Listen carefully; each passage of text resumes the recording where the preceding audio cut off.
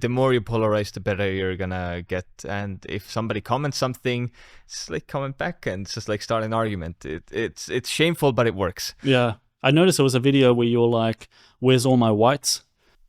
Jesus Christ, dude.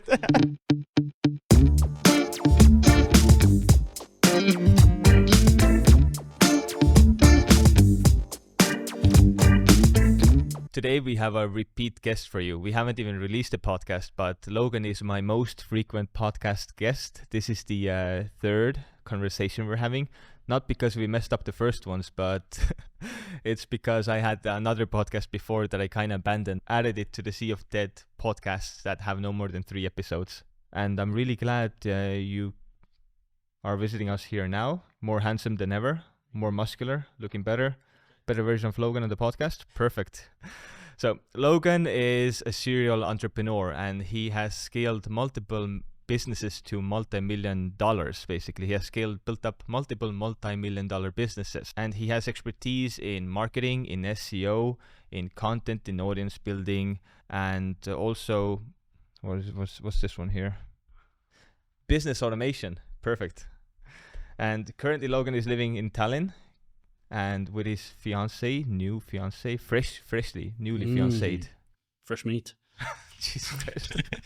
Newly fiancéed. Wrong thing to say, isn't it? That's a totally wrong thing to say. And then this driving. I'm just going to shut up now. I'm going to let Logan do the talking. Or Kaur. So yeah, we've had a lot of experience before with like low ticket e-commerce, and your shop is quite a lot different.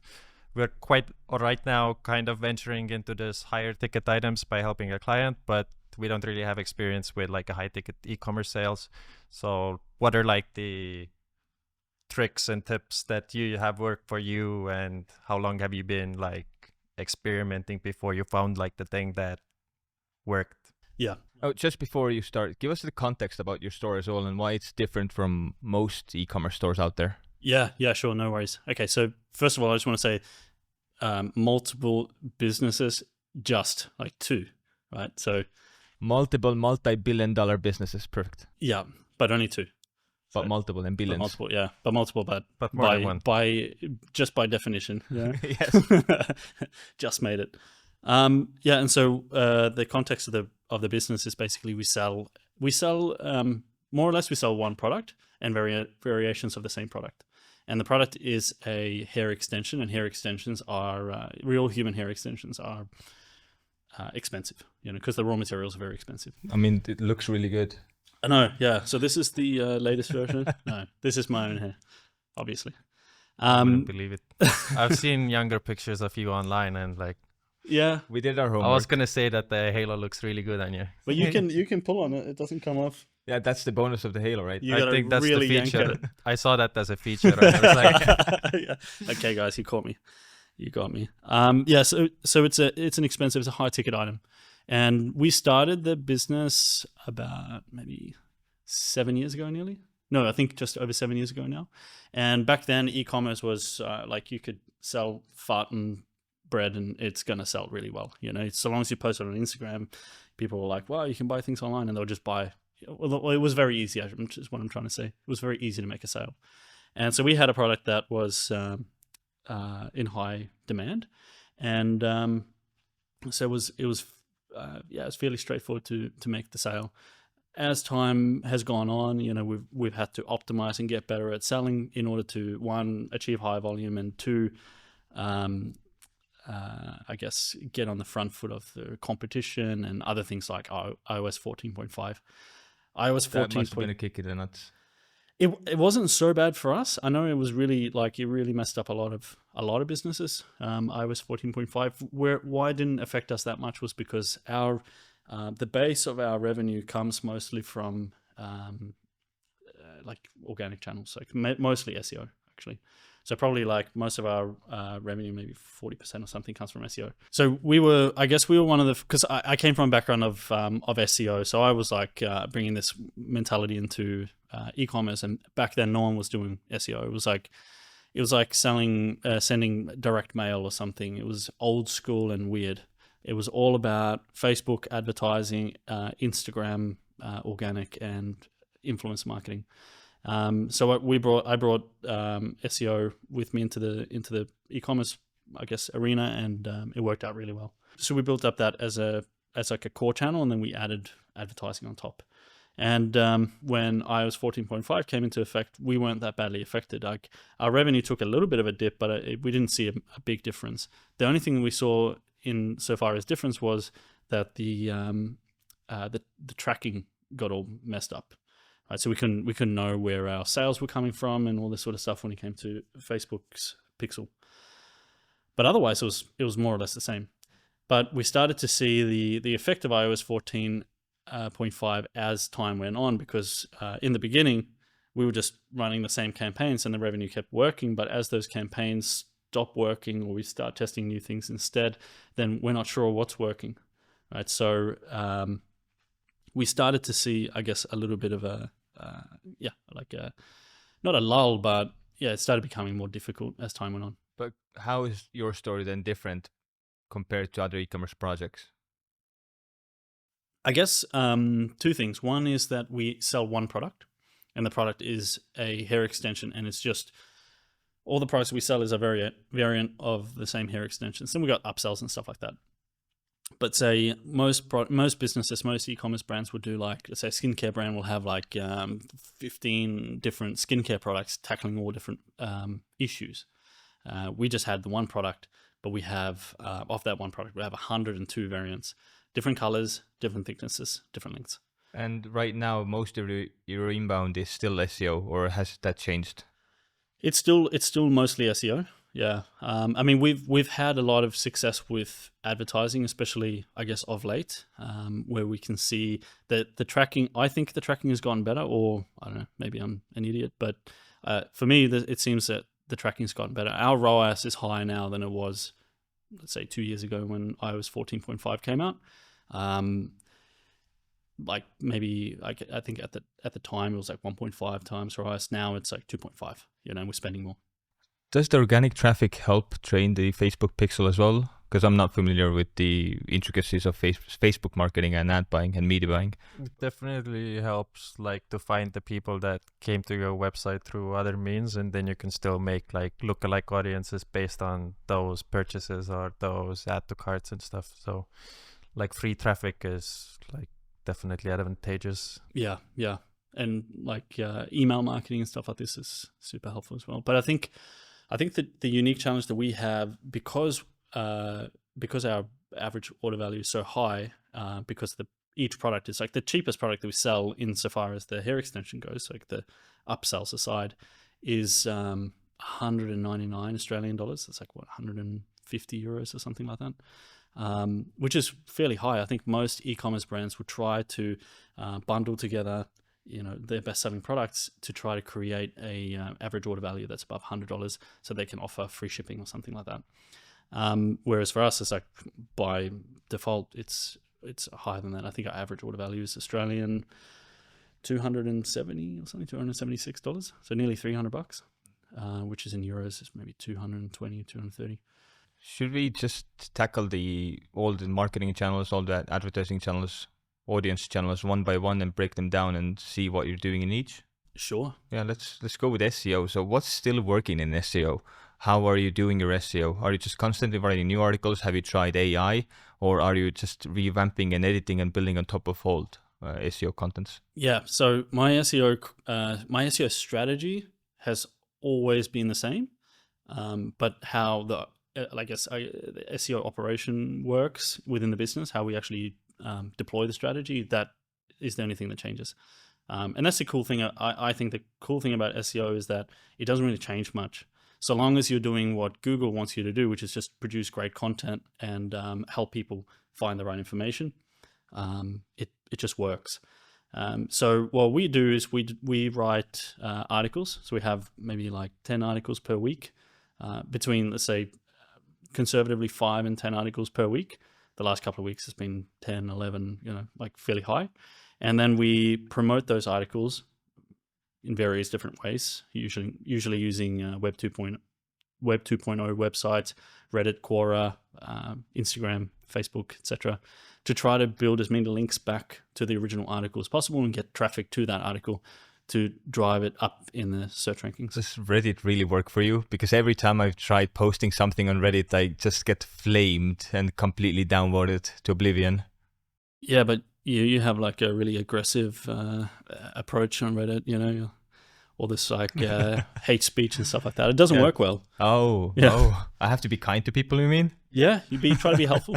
Yeah, no, but I mean, Reddit can be tricky, but it really feels like it, because no matter what you do, there's somebody who doesn't agree with you. Even if a lot of people like your content and what you're putting out there, there's this one guy who leaves a negative comment and it's just going to spiral from there. I feel like it. Do you post like health related stuff? I think that's the problem. Yeah, because it's polarizing, you know? Very polarizing. Is it correct to eat hamburgers or not? Is it correct to eat meat or not? Is it correct to breathe air or not? You know, like people have, it's such a polarizing topic. And he keeps changing his mind as well. Oh, this guy? Yeah. Yeah, I know. Well, Going back from vegan to eating meat. Oh, no. Are you vegan? No. No, okay, yeah, me neither. But just like posting vegan content for 7 years and then like suddenly he's in the meat subreddits about organic meat. Yeah, dude. Yeah. Changing your brand is rebranding has a cost, you know? I was a vegan for 7 years. But as I was learning about nutrition, getting more knowledgeable, I saw all the let's say the problems with the vegan diet. So I decided to quit. Hey, as new information comes on, I change my mind. It's totally fine. I was wrong. For me, it's worse because you were like coming from a science perspective, you know, doing things for your own health. I was one of those angry vegans. Oh, yeah, I was like, oh, you're a bad person for eating meat and stuff like that. So now I've gone now back you're on the myself. bad person. Yeah, and now I'm like, you're not eating meat, you piece of shit. No, I'm kidding. No, yeah, that was a humbling experience realizing that the vegan diet was not. But I mean, it's fine. You get new information, you change your mind, you learn, you grow. Yeah, and each to their own, you know. Exactly. What's the strategy for like Reddit and Quora and stuff? Like, are you like going back and finding from search like the old questions and trying to like intervene, or are you using something like, I think it was called like Mention or something that basically checks for keywords, and then these keywords, like when there's a question about hair extensions, like a new question comes in, then you're like jumping right into it and posting your articles, or what's the angle? It's more the keyword research. To be honest, our strategy on Quora and Reddit's not that sophisticated. Basically, the process is we have an article that's just been published now, and in order to get that, you know, out in the world, we go to places like Reddit and Quora, and our SEO team, they have to search for 3 to 5 questions or discussions that are related to this article, and then when they find one, especially on Reddit, they have to formulate a comment that is kind of like natural, feels like organic, like I'm a real person just like having a conversation here. And that was real hard to kind of train that in at first, because it's not like a marketing person is thinking about how to sell something, not how to just like relate.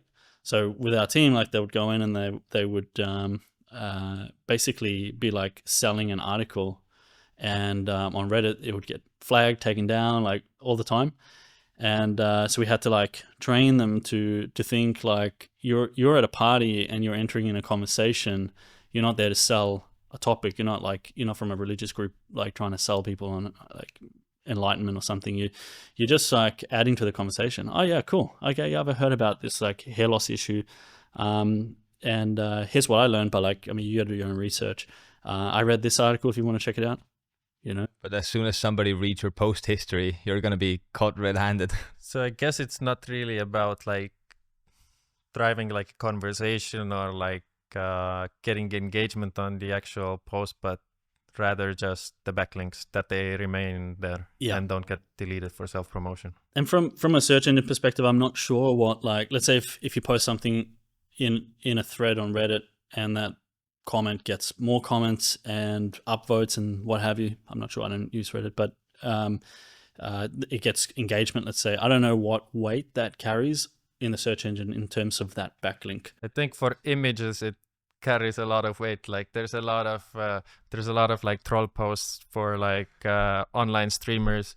So you basically put like the face of the image or face of the streamer, and then like tag the post as like the richest man in like Minecraft or whatever, and then like this gets uploaded a lot, and then it becomes like the #1 results in Google.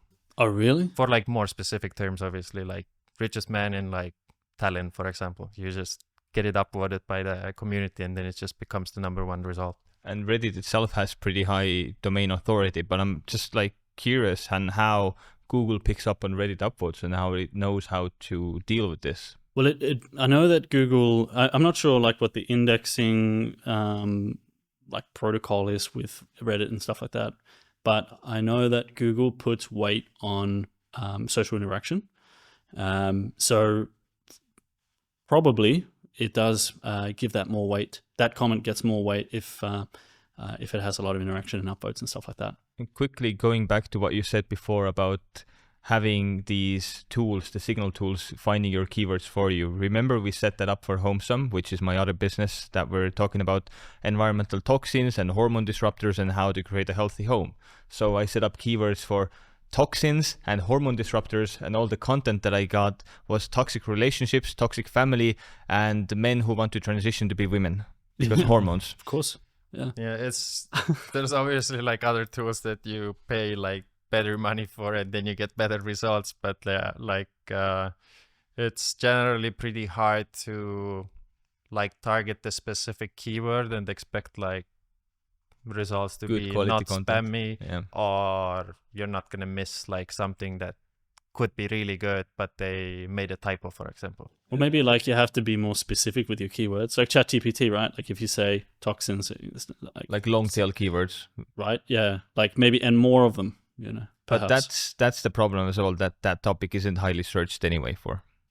Oh, really? Yeah. Okay. Yeah. Because people don't discuss it that much. We're having to do the education for them to tell people why they even should be caring about these things. Yeah. That makes sense. Yeah. So I mean, yeah, the Reddit and Quora thing, that's just one part of a much bigger picture. I mean, for every article. So what we're aiming for at the moment, let's say Sitting Pretty SEO 2.0 is the strategy is to build backlinks, right? These micro backlinks, and then also bigger backlinks. But how we do that, so the 2.0 version is that 1.0 is very simple, few backlinks, maybe 5 to 10 per each article. 2.0 is much more comprehensive. It includes infographics, it includes slides, it includes slides can be like SlideShare or all the various variants of SlideShare, and then reposting that in LinkedIn and what have you. It can be stories on Instagram, Facebook, etc. Like carousels. That works as backlinks? Well, I mean, probably for a little while, but I mean, at least it drives traffic, right? But on Facebook and Twitter and stuff like that, you can post carousel stories or SlideShare slides. So like it has, and then with those, you can definitely get long-lasting backlinks. And if you get engagement on that, even better so. I don't know if like the content or like the, how's it called? Like the schema, like the tagging of content, like the FAQs and stuff. Like, do you do this in articles, or do you do this on any pages, or? Well, the schema is applied on a template level, or on a, what do you call it? Like it's applied into the theme. So each page type, this for Shopify, each page type has a schema. And so, you set the schema, it's like done, Because Shopify has a lot of it built in its default themes, right? Yeah. So you have to also do like the FAQs in like a hacky way, so that like the questions would pop up in Google when like someone asks for a question, you get like the rich result. Yeah, I think they generally just grab questions. So if you have a title and the title is in the form of a question, Google understands, because it's crawling your information, understands the context of the information. So to grab that title, okay, here's a question, and then what's the answer, and it'll provide the answer. So that stuff happens fairly automatically. I haven't checked it in a while, but like back in the day, I was like, holy shit, like how are they getting so many questions in there? And then I was just checking their schema and my schema, and then they had like the FAQs tagged and I didn't. So I started doing it as well. Yeah.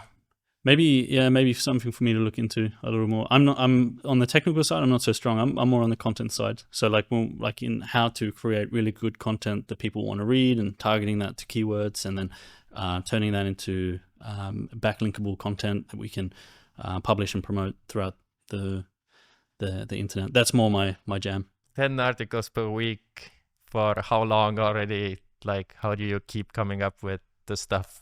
It's keyword research, and you go broader and broader and broader. I guess you're now like pretty broad. Yeah. Now we're talking about, why you should or should not eat toenails and things like this. No, but like, we're still talking about like, I think we did an article on how hard water affects your hair. And there was like 5 different types of articles around that subject. Like, how do you know if you have hard water? How do you know if hard water is affecting your hair? How hard water is affecting your hair? Like this type of thing. So what is your content funnel? What's your most important pieces of content, and how do you repurpose them, and how does it go from there? Yeah. So for sure, like we have the very earliest articles that we did were focused on like the product related stuff. So like, what's the best hair extensions for thin hair?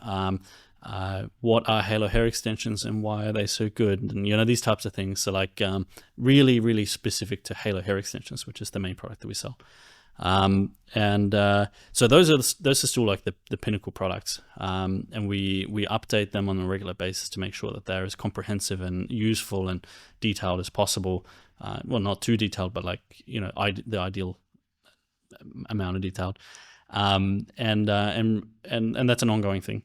And then so those are like the main ones, and then there's things around that like. A lot of women are wondering like, why is my hair thinning, and like, how do I fix my hair? It's so thin, etc., etc. Because if someone wants hair extensions, then probably the reason for that is because they have thinning hair, or they have thin hair, or they have damaged hair. So then we create articles, and then from those articles we push them to either download an ebook from us or read one of these articles about the best hair extensions for thin hair, for example. And then there's other things like protective sleep hairstyles and all this sort of stuff that women are searching for. And honestly, there's no limit to the amount of things that women are looking for when it comes to their hair and hair care routines, because it's an ever evolving thing. I mean, skincare blew up and it was super huge, but now hair care is blowing up. So there's a lot of things that can be talked about. I'm surprised at how much we have insofar as like the things that we can still write about.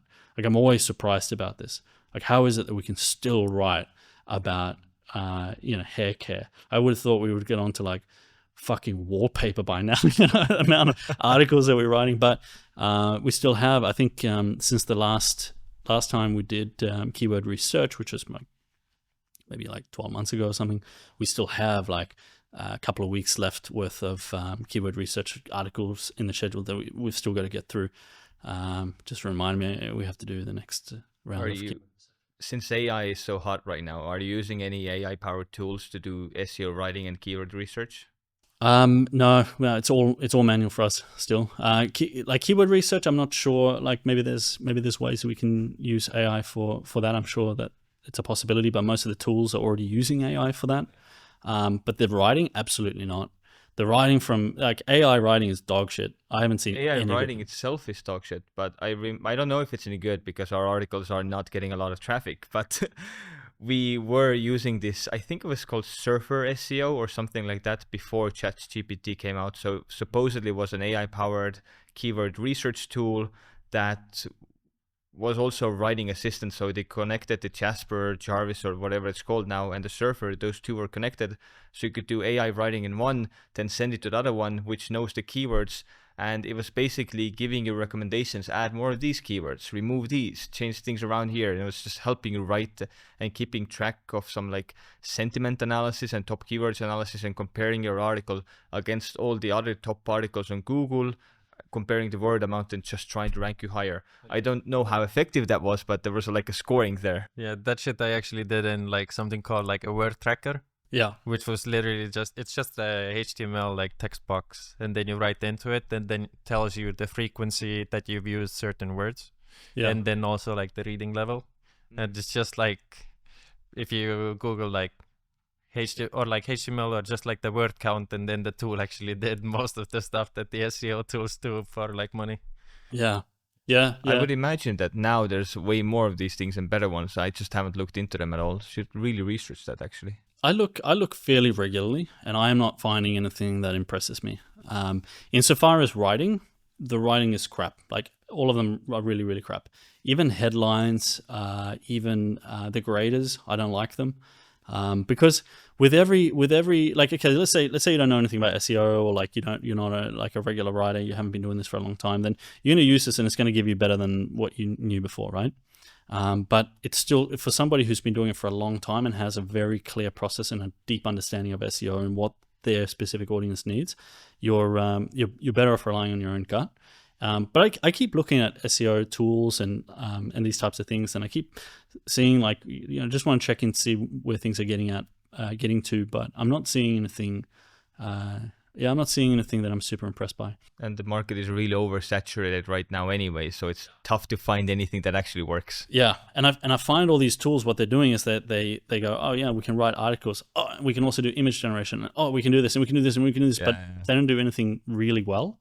Whereas if you really understand SEO, you can build process and you get somebody to do it for you. Like I have a team that does all of it for me. I don't do it myself. I just train them. Like I created the processes based on my experience and my understanding, and then just train them, make sure that they're doing it the correct way, and the results have been really good. So the thing that I think about, the thing that not keeps me up at night, but the thing that I'm anticipating or trying to anticipate is what happens next in SEO.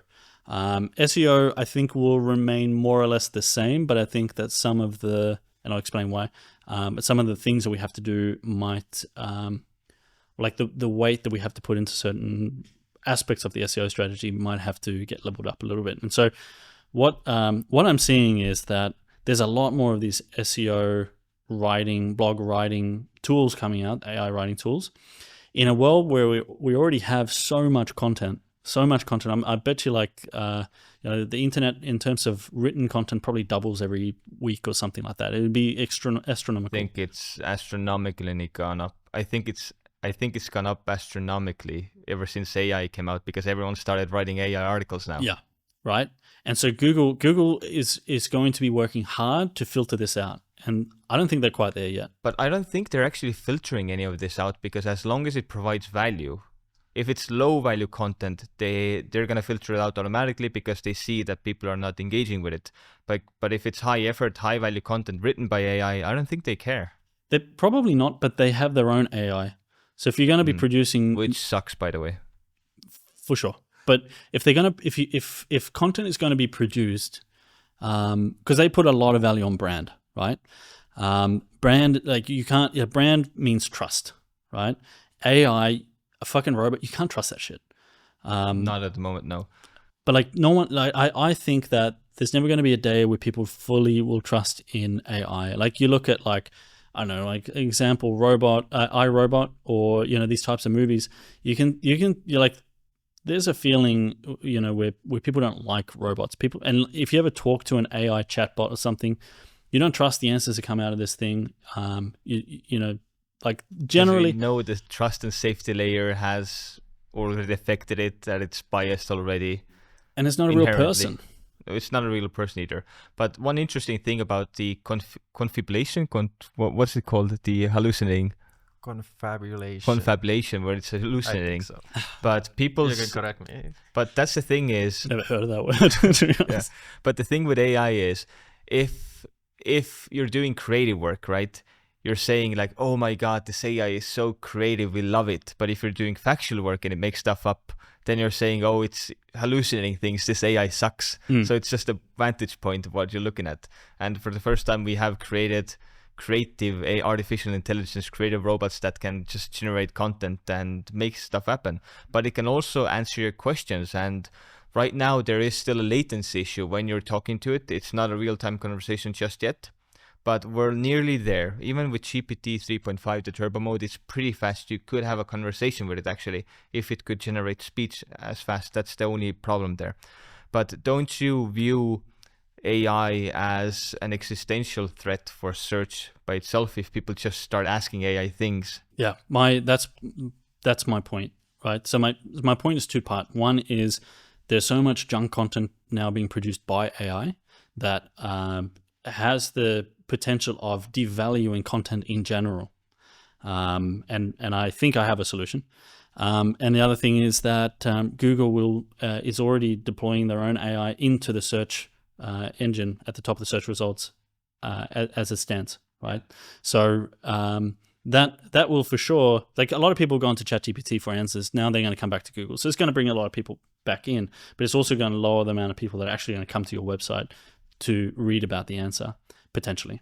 So I think that's a potential threat. But I think more so that the biggest threat to me is that that we may lose faith in content, the blog content, because AI is one issue, but then you also have like massive volumes of content being written by people who are paid to write content in places like and it's not a racist comment, but like India and the Philippines and like Indonesia and stuff like that, who don't have a personal connection to that content. It's one thing to read an article by, let's say, I like to read Neil Patel's content because I'm at least under the view that he writes them, because that's what he says, that he's writing these articles, and I know therefore that he has a personal connection to it and his brand is tied to it, and it has to be good and it has to be to his standard. And I think that the guy is a credible person. So I think it's kind of like there within lies the gold. The goal there, or the solution there, is that content in general, I think, will be devalued, but brand will bring value to content. So if you are like, so for example, what we're doing is I have a full-time writer who writes articles. That's why we can do so many articles, and arguably she writes a lot of articles, right? So 10 a week is a fucking shitload of articles. But let's say, take into consideration holidays and stuff like that, it's probably going to come down to about 7 articles per week, right, on average.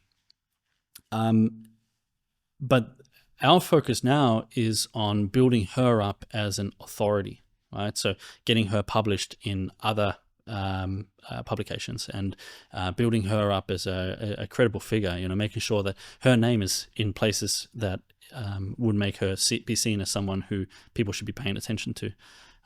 We've built a bio page for her and our other writers over the years on our website, and we have editorial guidelines. So we're making it like really like say official, like trying to build her up as somebody who has a brand.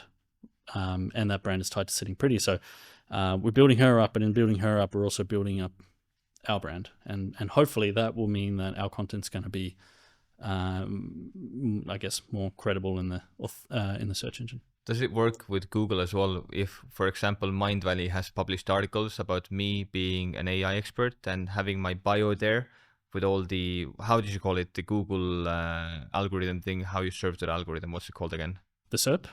The authority, the authority thing, yeah, credibility authority, with the search engine, that one. So if I have a profile, a bio on one website, does this then potentially raise my authority with other articles as well that have my name tied to it in other domains? I would think so, yeah. From my understanding, that is the case, right? So like let's say if like I don't know, Brad Pitt writes a book, and it's or like a blog, immediately that'll probably go like this, right? Because it's got his name on it, it's him, he's personally tied to it, etc. Highly searched. I would think so. Yeah, I would think so.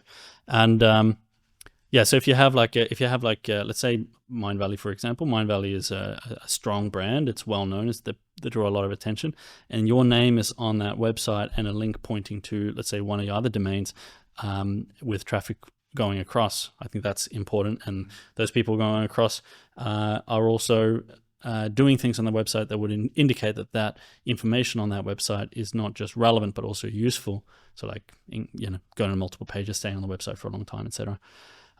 That would be a really strong backlink. Because our agency website has a subpage /contrato.com/AI, and I built the tool there, Chunker, but I also put some articles out there, and we're getting like good amounts of traffic from there just out of nowhere, and Gaur found some backlinks yesterday. Yeah. And Like people are linking into it like from blogs and stuff. Yeah.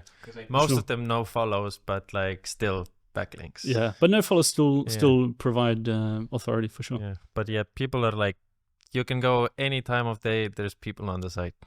Because it's right pretty now, if interesting. we would open it up last 30 minutes, there could be like 8 people. So we're getting like thousands in a week, I think, even just coming to the website to use this tool and look at some other resources that we have there.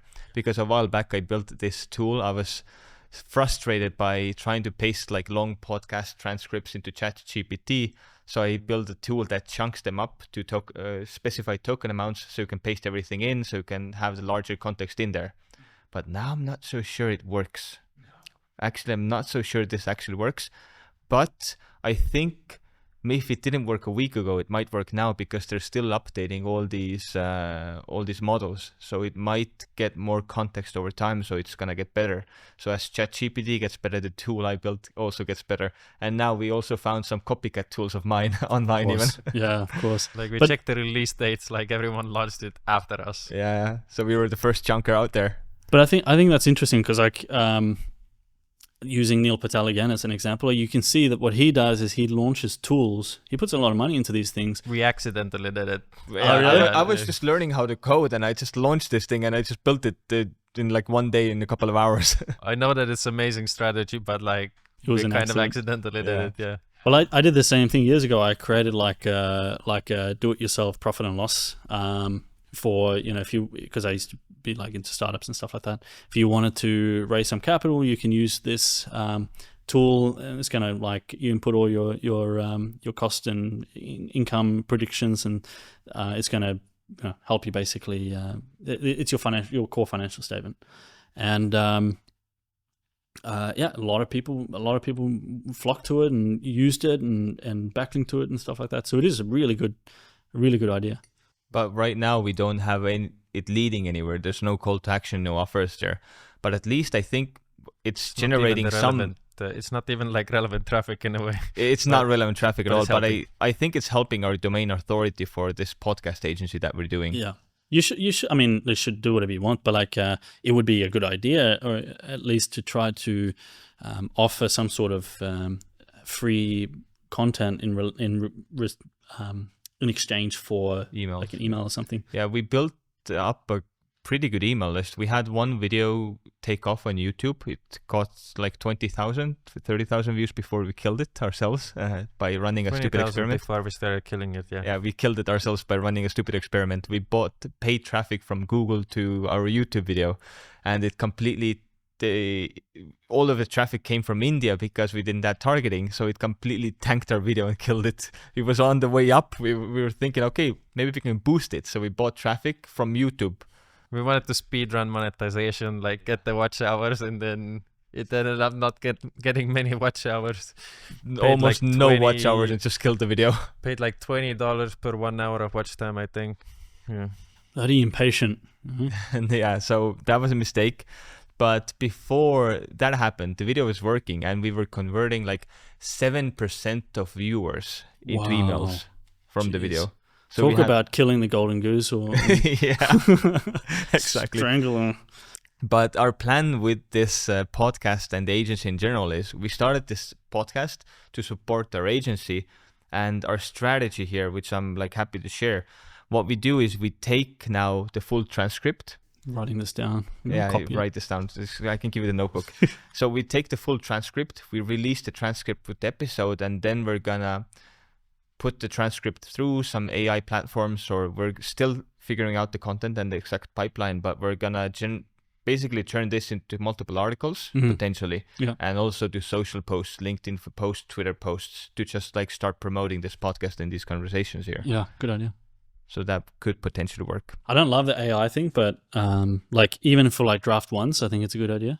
Yeah, exactly. Just get draft ones, I'm gonna have to make up good, let's say, prompt chain.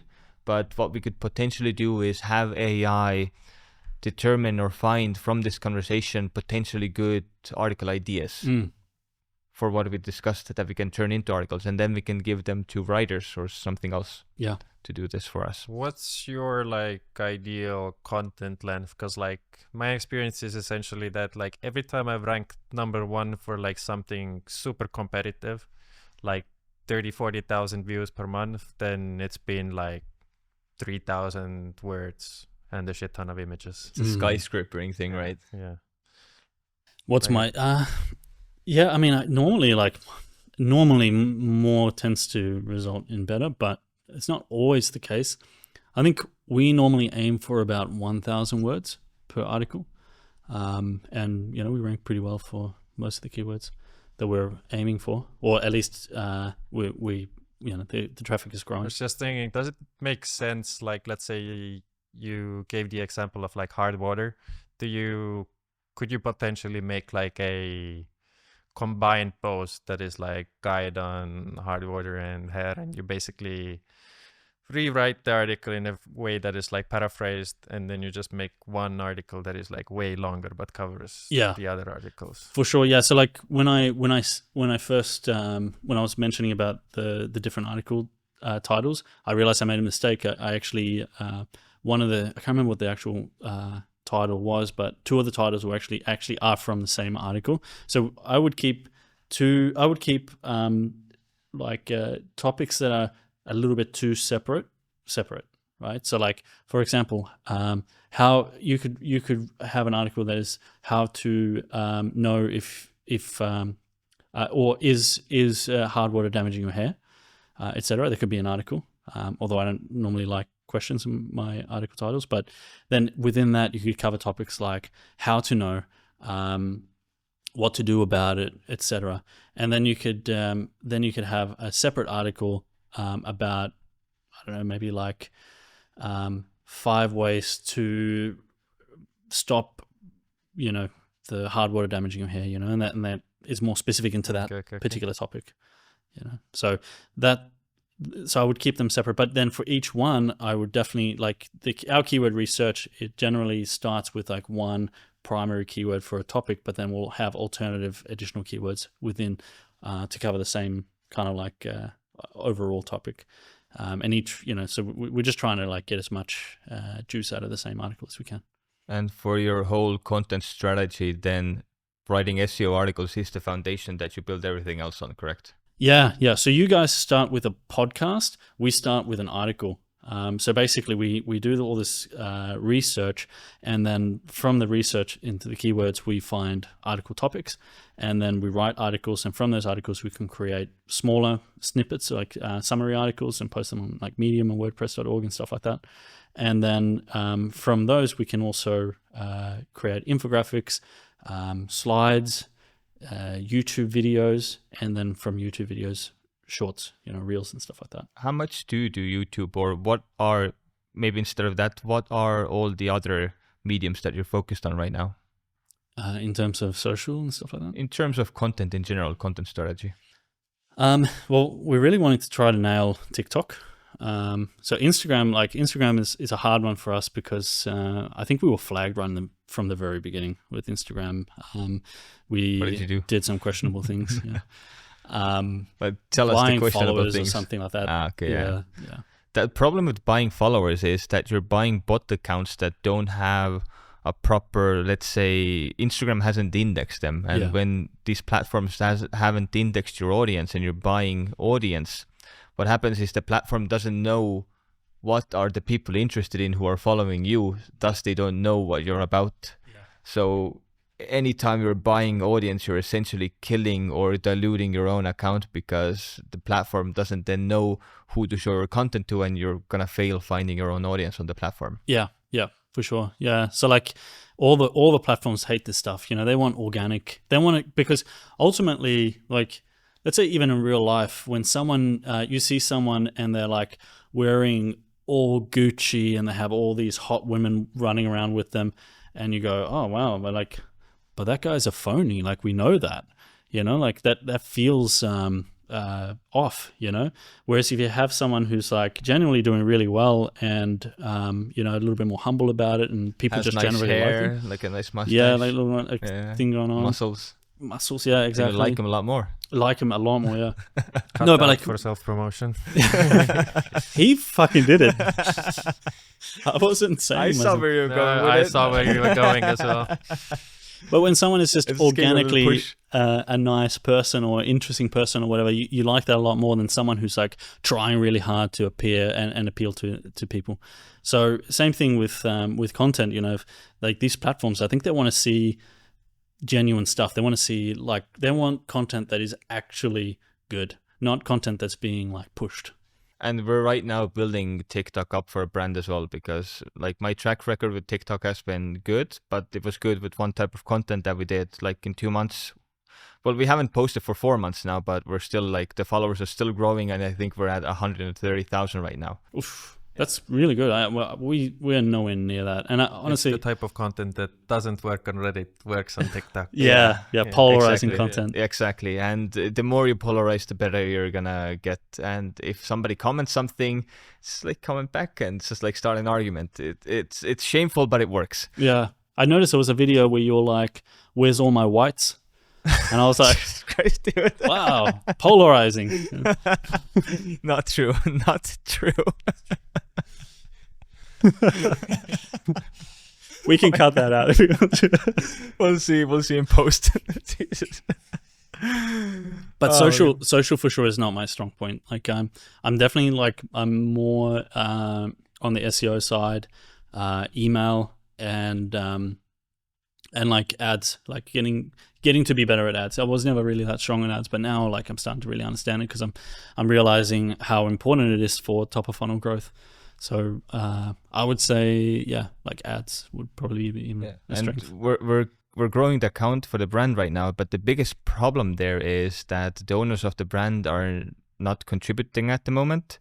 So it feels really impersonal. We might be doing content, we might be trying to copy things, but it feels businessy because if you don't have this personal connection there, and that's the one thing you need to show yourself, you need to be Logan, the hair guy. Otherwise, TikTok is not going to work. People don't care. That's why Instagram doesn't work anymore. Are you following influencers showing their travel pictures now? You maybe did like 5 years ago, but now those accounts are all dead and those people are still like trying to cling on to something, build a brand, but it doesn't work. It's not working. Yeah. TikTok's definitely like a personal brand platform rather than like a brand platform. Yeah. And the only reason we're doing it right now is because it's difficult driving out traffic from TikTok. You need to approach it in a certain way where the platform doesn't penalize you because the platform doesn't like you driving out traffic anyway. But it's very good for discovering ads that actually work. If something goes viral, you can be pretty sure that it works as an ad. Yeah, true. Actually, yeah, it's a really good point. I think also like I never really appreciated this until I guess I got a little bit. I was going to say a bit older, but maybe Wiser. Wiser, maybe. Yeah, because I used to look at all the marketing channels in isolation. Like, oh yeah, search is doing this well, ads is doing that, and it was very like isolated.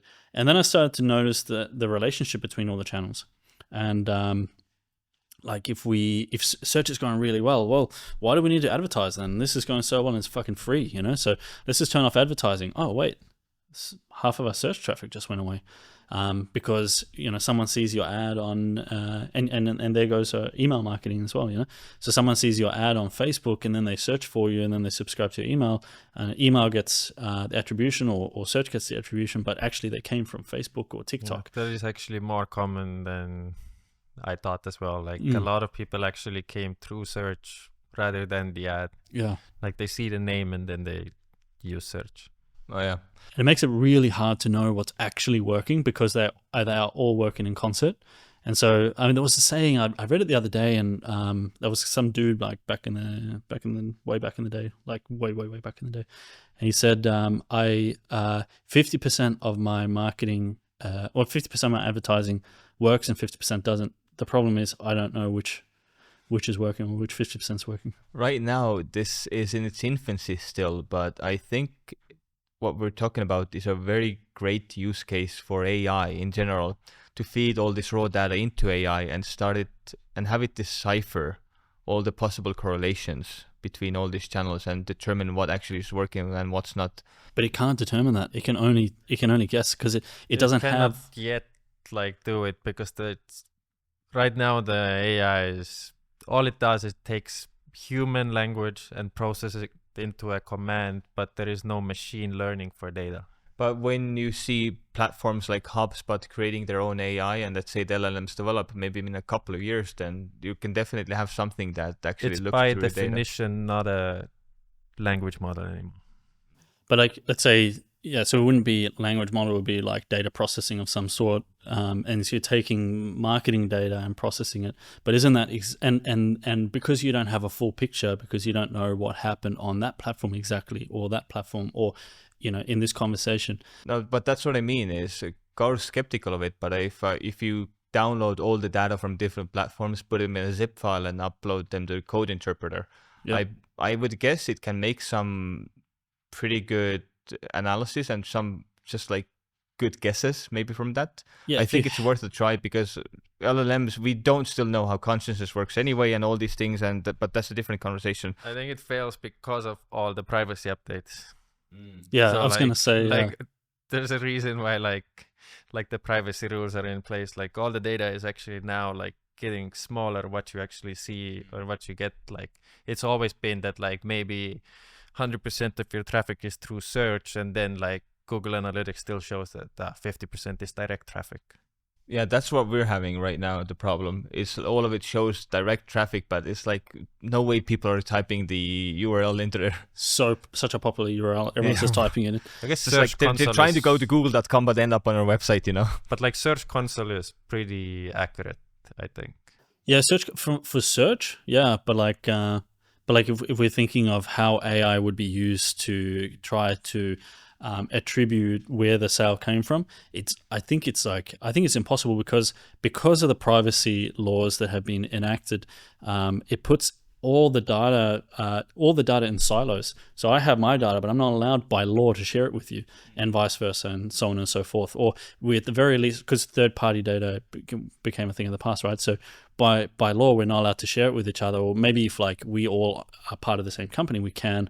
But you know, not everyone's not going to be part of the same company, so it remains siloed. So you're missing, let's say at the very least, you're missing 99.9% of the data, you know, of the events.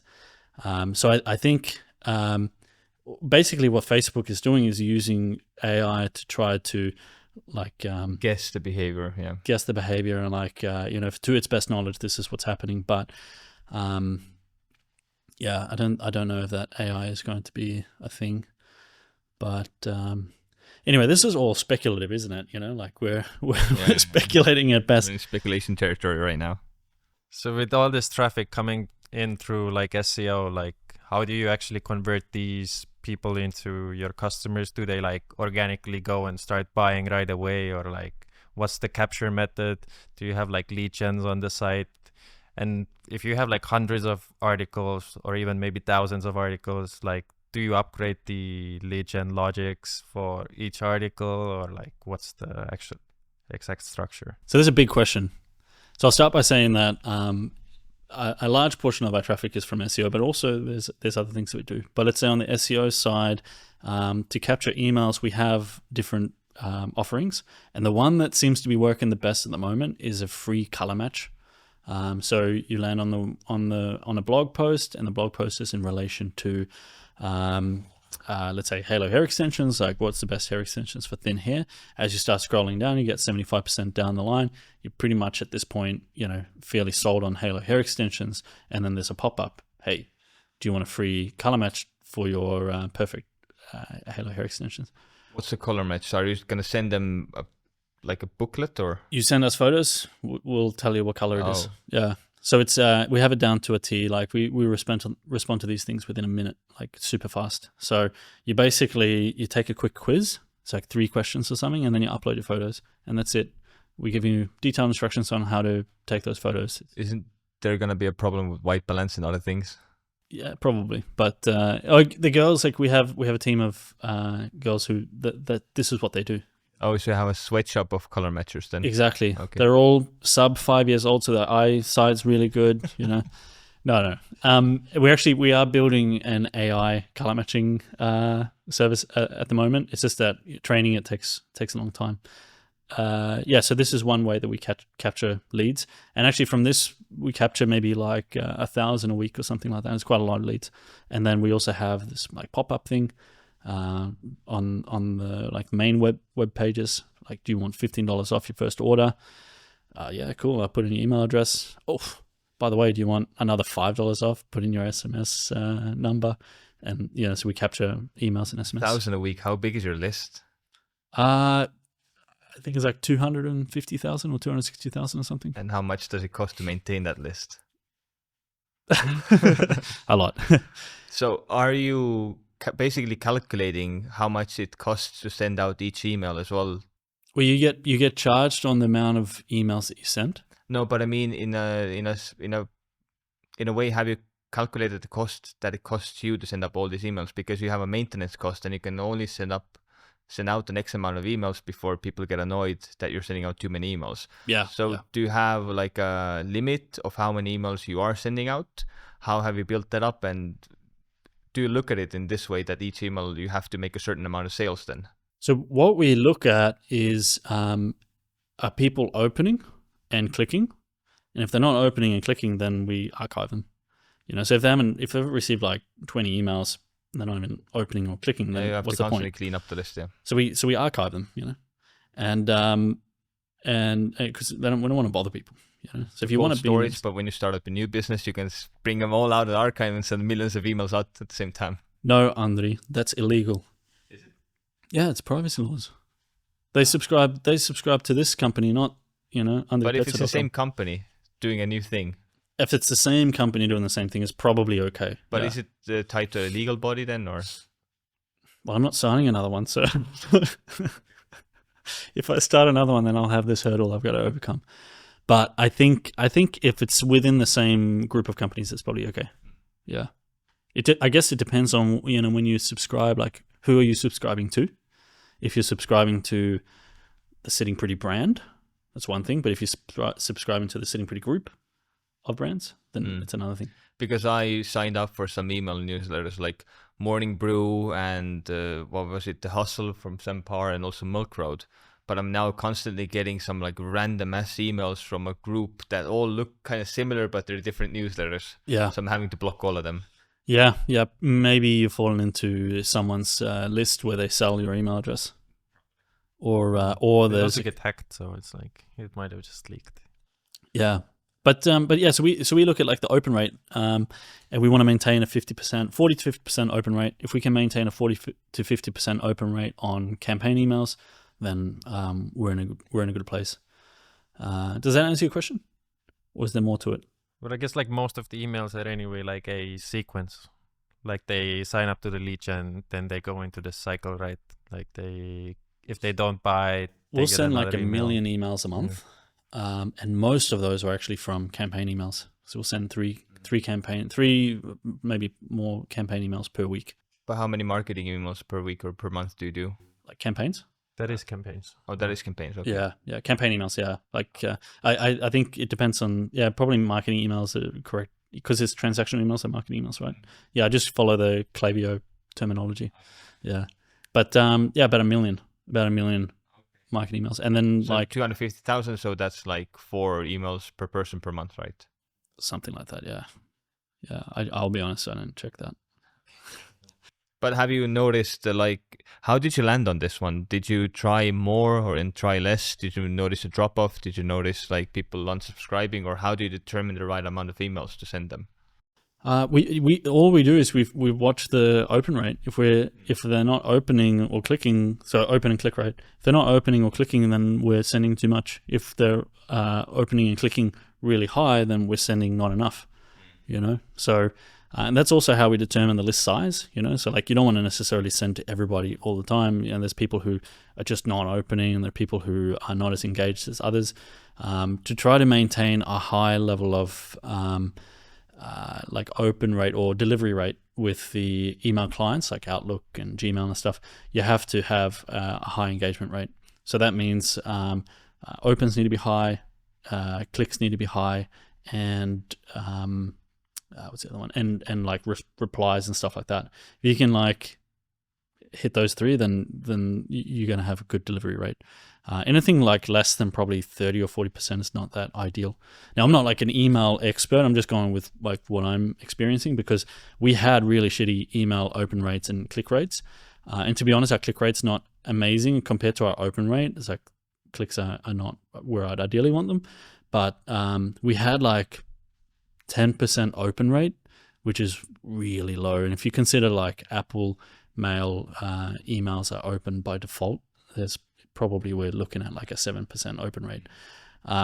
So that was really bad. And then I worked with this guy, Alex from ADC Media, like Alex, and he really helped us out to turn that around. He's like a fucking genius when it comes to emails, and really well priced.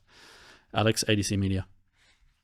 And so we worked with him, and then after that, like our open rates were like 50%. We were sending to way more people. We made a shit ton of money from that because we were suddenly reaching all these people who weren't hearing from us. Yeah, so I've seen both sides of that coin, where we've had really low open rates and we've got really high open rates. 50% I'd say would be above average open rate.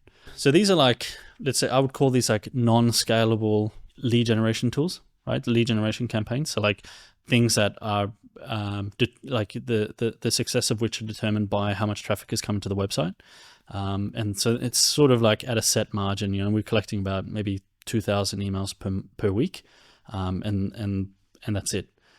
Fluctuates up and down, but around 2,000, maybe 2,100 per week. But then there's other things that you can do that are more scalable. So we've found over and over again, to my distaste, that running competitions, giveaways are a really good way for generating leads for us. And the reason why lead generation in general is really good for us is coming back to the original point, which was that we have a high ticket item that we sell, like that ranges from, in Australian dollar terms, 200 to or like 199 to $600 in value. So that's like maybe 130 or thereabouts in euros and USD to about 400, 450. So most of your conversions come from nurturing your email lists. Yeah. Yeah. So we like, from an advertising perspective, we can't see that buying life cycle can be quite long, can be like 30 to 90 days, maybe longer.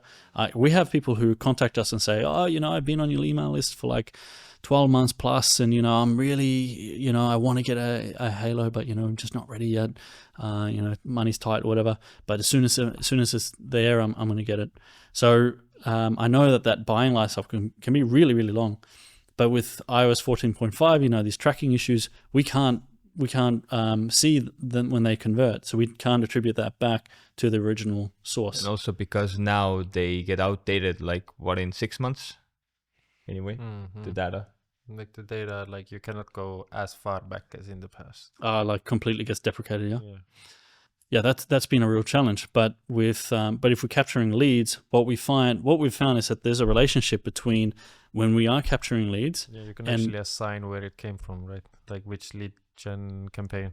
For sure, yeah. And we track like the comps. We track all of our lead generation campaigns, and the $15 pop-up on the website performs the best. The color match performs the second best. The comps perform third best. And then all the other quizzes and shit that we have running on the website or that we have tested in the past perform way, way worse. But what we have found is that the more leads we generate, so for example, when we run a comp, we will generate like thousands of leads from a single comp.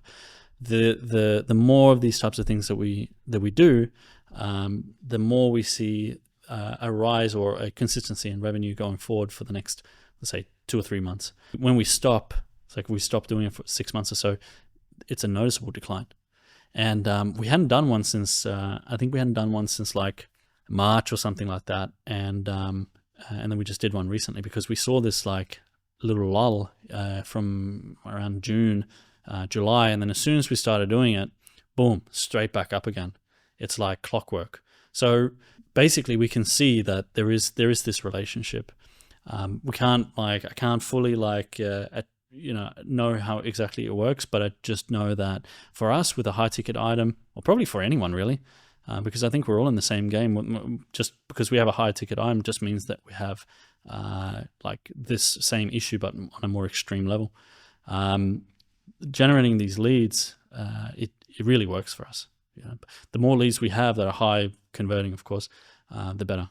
I mean, that goes without saying. Are the leads that you generate and the customers that you generate, are they one and done, or do you have a lot of repeat business? Yeah, repeat. So for us, like the product we sell it lasts like maybe a year or up to like 5-6 years. Like it lasts a really long time. It's one of the problems with the product that we sell. We gotta lower the quality or something. Deprecation. Yeah, like a fail switch, like the stitching starts coming undone in like 6 months. Yeah. So it lasts a really, really long time. And so we have customers who are now coming back after like 4 or 5 years, and they're like, oh, I'm ready for my next one. Mm-hmm. And so or do people sometimes get multiple ones as well? Some thinner, some fatter, some longer, some shorter? Yeah. But because it's so expensive, it's unless you really want it, you're not going to. Yeah. But we find, our repeat purchase rate is like, I think it's going up by about 30% year on year, which is good, but it's only around 25%. So I don't know what's considered good. Maybe like 50% is like really, really good, or 70% would be stellar. But yeah, so we're around 25%. And I think that for us, like, because one of the biggest problems that we have is that we really only sell one product, and we do well with that one product. But if we had other variants or other like types of hair extensions, we would have more things to offer to the same customer. But only selling in Australia? No, so we sell everywhere really. We'll ship anywhere in the world, but we're only doing marketing into or like really pushing into like Australia, New Zealand, because it's shipping there is very easy and cost effective. Australia, New Zealand, Canada, USA, and the UK. And we have a warehouse in the UK, Australia, and USA. So we can do quick shipping from USA within North and South and Central America. UK, we can ship within obviously the UK countries as well as Europe. And then Australia, we can cover New Zealand, Australia, and Asia Pacific. Nice. Is there anything else we haven't touched on yet that we wanna touch on? Like content for advertising is advertising content. That's the thing, because we're running ads right now for one of these companies. It's also a high ticket item, and because they didn't have any traffic at all, we're just like, Quora is just like burning money there trying to create the traffic, and we're not even sure that the content is actually optimized, that the content works, because it's difficult to nail out, because nothing has hit on TikTok yet, and we don't know if these ads we're running are actually of interest to anyone. So how do you approach creating content for advertising? This is a high ticket clothing company. This is a high ticket clothing company, yes. Maybe lead generation is a good option for them. That's what I've been starting thinking about right now as well. Because I receive their emails and I look at them. I don't buy anything, but I open them every time. It's no secret the brand is Guild, and like we're all friends with the owners as well. And you wear a lot of Guild. I don't see any on you right now, but not today. Not today, yeah. But this is Guild, yeah. Yeah, it's nice. I saw that when I came in. Yeah, so I think because it's so high ticket item, like their items are like maybe 500 to like 1,500. Multiple thousands, yeah. But we're focused only on robes. So we made us like a separate website, guildrobes.com. Oh, cool. And we're only selling these robes and only focused on the robes and pushing. How much robes. are they per robe? They start at 450 for 80 euros, I think, and they go up to 800 some. Yeah, so it's still very high ticket. Very high ticket, yeah. And like as a brand, I think they're mostly known in Estonia, which doesn't bode well because the Estonian average income levels. Which was why we're also thinking, well, Quora was researching the opportunity of cold outreach even, but cold outreach to... Essentially like fashion writers, so that they would get some... features, backlinks, everything. Yeah, good idea. I mean, so from a consumer standpoint, like, first of all, you're seeing this Guild brand. Okay, it looks really cool. A lot of things look cool, but that looks really cool. This is unique, something different. I've seen some of the content and recent content of the robes. There's the one with Caitlin walking around. Yeah. Looks really, really cool. But why would I buy this? I don't even know the brand. Exactly. So I need to develop a relationship with this brand before I'm comfortable buying it. And that means multiple touch points. So for me, it would make sense to at least try over 6 months or something, a lead generation campaign where you add people into the email funnel and like start bringing them along with the story and everything. Precisely, yeah. Getting them to know the customers, getting them to know the ideology, getting them to know the owners, etc. I think that's how I would do it, Because or at least test it. Our ads are right now built up with the logic that the first ad, the top of funnel, is a viral video, something that's just going to generate interest and get traffic to the website. When you visit the website, you're going to be funneled to the middle of funnel, where we have this like high effort, high quality, basically just an ad. Almost true, but first one is just views for the video. Second one is a different video driving to the website, Which is a more high quality one. and third one is like a Was it add to cart? advantage ad for like catalog, and retargeting is separate. Yeah, I feel like maybe In the bottom of funnel that we want to do is really personal, something with the owners, then and you on maybe like a podcast snippet or something, them talking about their brand themselves to get it on a personal level. So yeah, I mean, I think you have to, like with content, like the thing that I'm noticing with content is like we up until this point, we've let's say we've been like skint on content.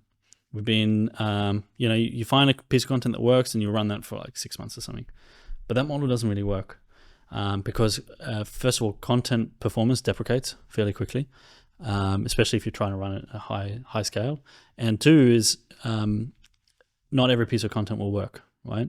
And so you kind of like the new model, I think, from what I'm seeing in advertising and what's working for us, is that we're gearing up to produce about 40 pieces of content, fresh new pieces of content every month, with targeting a different angle, targeting, and even taking like the content that worked last month and seeing if we can optimize it, re-edit it, or reshoot it again with a different angle or slightly different hook, and seeing if we can, first of all, find content that performs exceptionally. So let's say you have two pieces of content, one performs at a 7 times ROAS, and another performs at a 2 times ROAS. You kill the one with the 2 times and scale the one with the 7 times until you reach to, like, let's say a 2 times ROAS. I guess, and then with the ones that are working, let's say you take that one that's performing really well, bring it back to the beginning and change up the hook or change up the order in which information is being shown, or the CTA at the end, etc. And test that again, see if it made any difference, or make 3 or 4 variations of the same one, since we knew that one already worked. And then over time, what you should end up with, theoretically, and again, like we're doing this at the moment, but I also know that this seems to be the model that the bigger companies are doing. Our friend Matt, he's doing this, but on a massive scale. What should happen over time is that you end up with a large portfolio of high-performing content that's being able to be scaled up, which means that your overall business is much, much larger. That seems to be the model at the moment. Would love to have a conversation with Matt as well, but I think he's too private. He's a bit private, but if you can keep his company private, I think he'll be all right. Okay. Yeah, he's told me that he's open to having conversations. Okay, then I'm gonna definitely reach out to him. Yeah, but he's very private. But he won't tell you anything specifics, like how much his company is earning or anything like that, because he's very private. We can estimate and guess the numbers then. Yeah, just add like a audience vote. Guess how much Matt is earning, and let's see people vote. Well, you can fish it out of him. So you go, so how's your $100 million company going? 110 million? 120? Yeah, it's entrapment, basically. Yeah.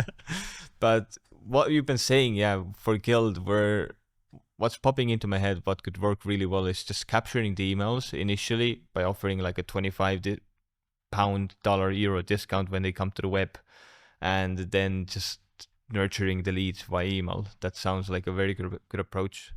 Yeah, I would test many different options.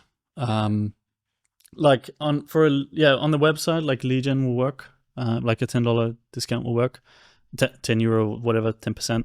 I think 10% is what they give away by default. So if you're driving more traffic to that homepage, you should by right see an increase in leads captured. You'll also see a decrease in the quality of leads captured. But the other thing you can look at is try to think of different tools or ideas or whatever that you can use as a lead generation concept for top of the funnel. So like I don't know, like it just came to mind, probably a stupid idea, but like some sort of like filter that adds a hat like they've got the really cool hat designs. Yeah, but I just came up with the same idea. Get some like AI that puts the robe on you if you take the photo and shows you how you wear the robe. It should be possible somehow, maybe if it's not there yet, but it's an interesting idea to an image explore. of yourself, and then you can just kind of just put it on. Like that's not that difficult. Yeah. That's what I mean. But like make the AI like make it look nice in the photo that you upload there. You just need a good photo. But you definitely need a good photo. And but think broadly about this and don't put too much into any one idea and just test a lot of different ideas, because we've gone like ham on creating like these intricate as fuck quizzes and stuff like that. We're like, this is going to be amazing. And then we test it and it bombs. Yeah. And it's like, fuck, why do we put so much time into yeah. it? Yeah, it's really annoying.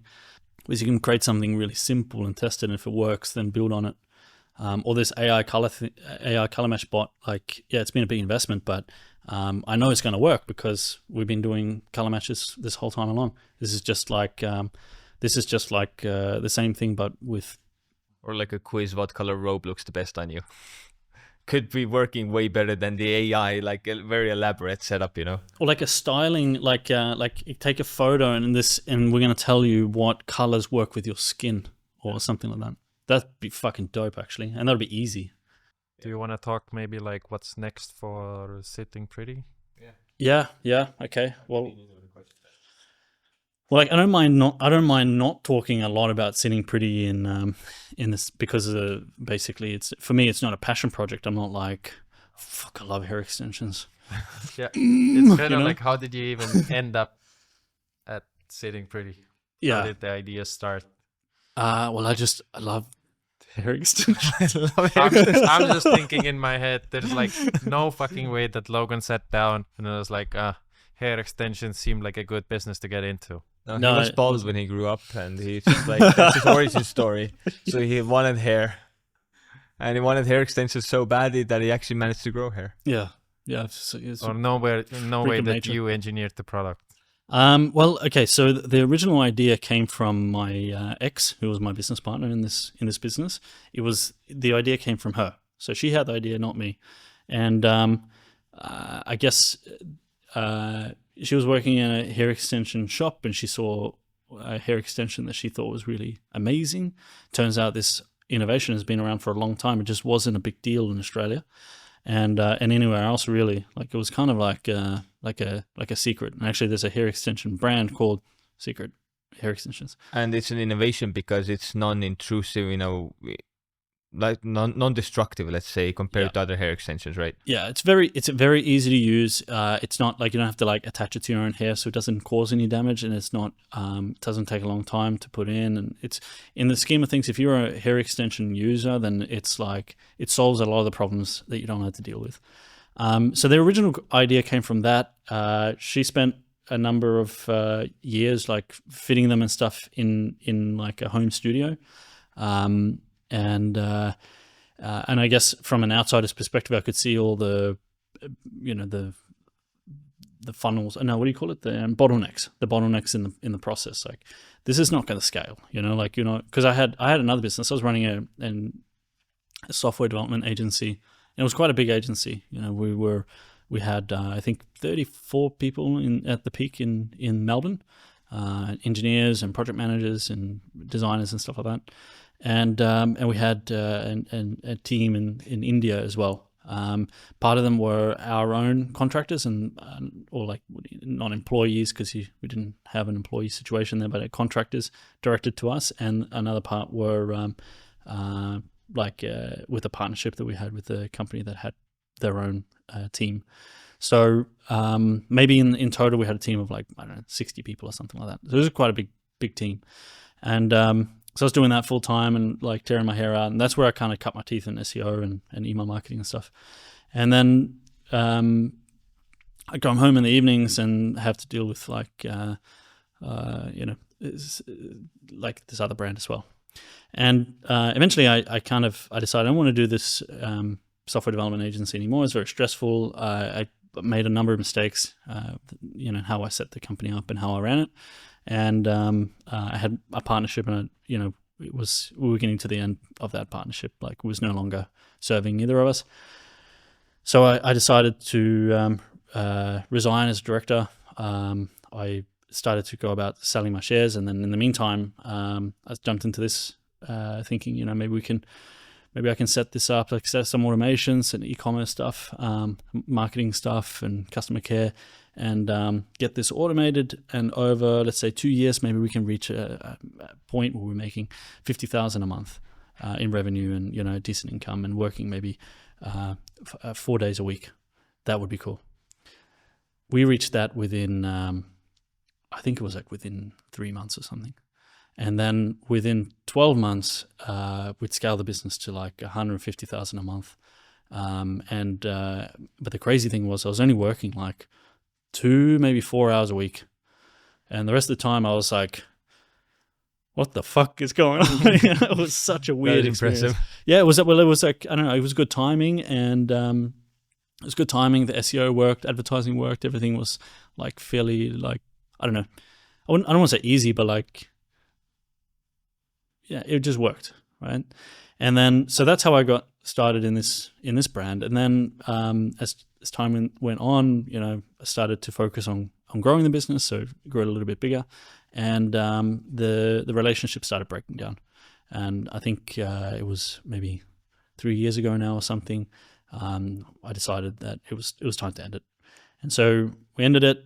And in ending the relationship, it made sense also to dissolve our partnership. And so I bought her shares, bought her out of the business, because I had the business management skills. I didn't have like necessarily the product understanding in the same level that she did, and the branding understanding, but I could employ people, but she couldn't run the business. So it just made sense that I would keep running the business and pay her out, over time. So I think paid her out over like 18 months or something like that. And then, yeah, that's how I inherited a hair extension brand. Well, that's how I ended up being the owner of a hair extension brand. It wasn't like, one of I love hair extensions. It was just by circumstance. So, but you were also considering selling the business at one point, right? I mean, I'm still open to selling it. I want the right amount for it. That's all. And I think it's. But what is? How do you calculate value for an e-commerce business like this one? So the standard for e-commerce as a business model is that you take, and this is not for raising capital, right? So there's a difference. If you're raising capital, you raise on the basis of projections. If you're selling, you're valuing on the basis of past performance. So you have to look at your trailing 12 months, so the last 12 months of performance. And buyers will look back further than that. Like they'll look at things like how long you've been in business. If it's a 12-month company, then it's going to be worth less than, say, a 20-year-old company. What does your team structure look like? Where are you warehousing? Like, how much warehousing do you have? Like, is the logistics a nightmare to manage, or is it simple? They'll look at a number of different factors, like what's the value of your brand, if you're trademarked, etc. And database, social media, etc. But generally, as a rule of thumb, you take between 2 and 4 times the earnings before income tax and depreciation and amortization, so EBITDA. So you take a multiple of EBITDA, basically, and it normally lands around 3 times. So I had gone into the market, and I've spoken to different brokers, I've spoken to different buyer groups, aggregators and stuff like that, to sort of see like what would a company be worth. And I did this back as well when I bought out my business partner, because I wanted to make sure that it was a fair valuation. And the valuation that I've gotten on average is about three times. So if it's 3 times, then I'm like, okay, well, I know a figure I want to get. So then I have to raise my profit levels, which means I have to grow the company a little bit in order to reach that target. So that's basically, in a nutshell, that's how a e-commerce brand is valued. And in terms of before selling it, or if you do sell, or if you don't sell, where do you want to take this company? What's your vision for it right now? So my basically I have a vision, but I guess I don't know how long I will be part of that company. but I have a vision for the company. We want to get to a 30 million revenue per year, 30, 30, 30. So 30 million per year, 30% year-on-year growth at 30% net profit. If we can reach that in let's say 10 years time, I think that would be really cool. We want to be the brand that is the best in the world at solving non-clinical thin hair problems. So women who have thin hair but they want thick hair, we want to be able to solve those problems. When I say non-clinical, I mean like not alopecia. We can't fix hereditary issues. We can only add hair, and we don't want to get involved in the medical side of things. Only because like I'm not a scientist, I'm not a medical professional. I have no business getting involved in that sort of thing. So what we're interested in doing is we're interested in providing hair care solutions like non-damaging hair extensions and shower filters, shampoos. Boom, boom. Yeah, exactly. Even shampoos are a bit questionable, but like oils and these types of things. Okay, like hair supplements, let's say. Hair supplements would be interesting. We have a silk pillowcase, which is like amazing. Like I sleep on silk myself, and look how beautiful my hair is. So we have all these different. Oh, that's solutions. the part of your brand.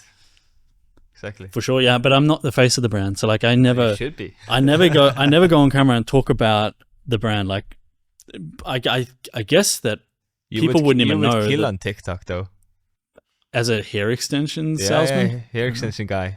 Logan the Halo dude. Yeah, maybe. I don't know, but not sure if that's how I want to grow my brand. Or like on Twitter, at the hair extension guy. Yeah. That's going to be your personal brand. That's what you're going to be tied to. Yeah, maybe. I don't know. But I'm not so customer facing. I'm actually in my brand, I'm not customer facing whatsoever. So we have people who are like the face of the brand, but I'm like I sit in the background, and I would love to, like if I'm being completely honest, I would love to have that one-on-one relationship on a marketing level with our customers, with our audience. But we just can't let you anywhere near the customers. You're just going to scare them away. That's what I'm thinking. That's actually the problem. I'm like, what girl wants to hear from a guy about hair extensions? Hey girl, I think you should have this type of hair extension. Fair enough. Yeah. I think it's possible. Yeah. Like as you were saying, experiment. Hey, bitch, give it this a try. is what you should get. Bitch. Yeah. We're gonna have to bleep that. We've let everything else slide, and the bitch is not good. That's sexist. Yeah, we're not okay with it. In our brand, we're not okay with that sort of thing. Yes. No, but yeah. So like I think I would be interested in building a personal brand, but not around hair extensions, and not necessarily even around me as a person. Like, oh, hey, look at me, I'm so special and important. But like, as someone who I guess is providing solutions. Like when you're providing a solution, the brand is providing a solution to the customer. You need that bridge. You got to gap that bridge, and like as a medium for helping to bridge that gap, I think I could be useful. Depending on the product and the service. And the brand is an authority. And the brand's an authority, yeah. And like, let's say a friend, like let's say if I think about, I'm going to use Neil Patel again because I just love him. I have posters of him at home in my bedroom. No, I don't. But I do like him. I think he's really cool. And like when I think about Neil Patel, I have a lot of respect for what he's achieved. I definitely recognize that he's an authority. But to me, like, I like his personality. So I kind of almost like, he doesn't know who I am, but I kind of consider him a friend in a sense, on like a very that's the thing subconscious with animal podcasts level. And content in general. You create these parasocial relationships. Yeah. You think you know the people. Next time you see him on the street, you're gonna run up all friend like, "Hey Neil, what's up?" Yeah. But it's like he has no idea who you are. Yeah. Like, that's why video content and audio content by itself is so powerful. Yeah. Do you find that? Like, I know this is getting away from the topic. Really do. Like I've listened to so much of Tim Ferriss, and now lately to Sam Parr and Sean Puri, My First Million, and like quite a few other podcasts, and I feel like I know those people because you do spend more time with them than you do with your own friends. I listen to Tim Ferriss and to Sean Puri and Sam way more than I listen to you. Oh, for sure. Yeah, you never fucking call me anymore. But but I'm gonna listen back to this podcast a lot of times. Yeah, I hope so. But no, what I meant was, do you find that people come up to you on the street and they're like, "Oh, hey man"? Like, I mean, I've had that as well. Yeah. I actually had that from our couple of podcasts that we've done, I've had people. Yeah, come you up mentioned. Yeah. that. So I even had this like drunk guy ride up to me on a scooter like the other week, like, "Hey AI guy." Really? Hey AI guy. AI guy. Yeah, that's me. Yeah. No, that's cool. Yeah. All right, do we wrap it? Yeah, let's wrap it. I think we've covered everything that we want to cover. Logan, there's the camera. Now is your chance to get some free ad space. Oh, Just Jesus. like your spiel, your stick. Where do you want to send the audience? How can they get in contact you if you want them to get in contact with you? If they want to buy your hair brand or a halo. Okay, well, like I guess if there's anyone who is interested in learning how to do what I've done, and when I say what I've done, like I'm not saying that it's like magical or wonderful or better than what else is out there, but I guess in a nutshell, what I feel is unique or different about what I've achieved in my business is it's a low input, high output business. So I put little time into the day-to-day operations of the business, and in I guess exchange for that I get high output. So it's not, today I'm not working that 2 hours a week, but I'm also not working 60 or 70 hours a week. So I've figured out a few things that can help like minimize the amount of work that's being done and maximize the I guess the output or what you get in return. So if there's anyone who's interested in learning about that from me, then maybe touch base on LinkedIn. Just Logan Merrick on LinkedIn. I think that should probably yield good results. Not Logan Paul, it's a different guy. Do you know how many fucking times I get that? Logan Paul. Like, hi man, it's Logan. Oh, like Logan Paul. He used to be Wolverine. Ah, That was cool. now it's Logan Paul. Yeah, that's Logan Paul. But he's still cool, I guess. You could pull off Wolverine. Yeah, I don't know. But yeah, cool. But I think that's pretty good. Awesome. That's the pod. And all the other links are in the show notes, description, sitting pretty halo hair if you want to check out Logan's business. And yeah, thanks. And please don't copy. Till next time. Please don't copy. Please don't copy. Do you know how many copycats we've had over the years? It's insane. Of course. Good job, guys. Thank you. That was fun.